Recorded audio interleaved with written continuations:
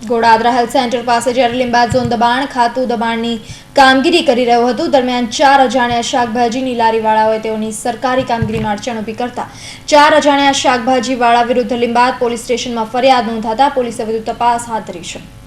Godadara health સેન્ટરની પાસે જાહેરમાં જ્યારે લિંબાયત ઝોન ઓફિસના ટેકનિકલ તથા સુપરવાઇઝર તથા કાયમી બેલદારો સાથે દબાણની ગાડી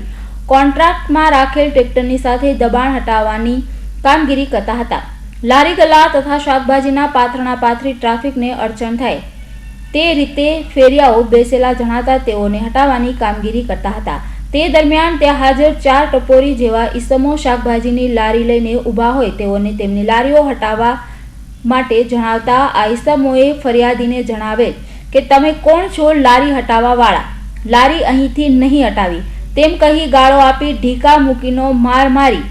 આ કર્મચારીઓ સાથે માથાકૂટ કરી હતી અને સરકારી કામમાં રૂકાવટ કરતા આખરે આ કર્મચારીઓએ લીંબાયત પોલીસ સ્ટેશનમાં ફરિયાદ નોંધાવતા લીંબાયત પોલીસ સ્ટેશને ફરિયાદ નોંધી 4 અજાણ્યા શાકભાજીની લારીવાળા વિરુદ્ધ ગુનો હાથ ધર્યો છે। Bureau report, Hind TV news, Surat.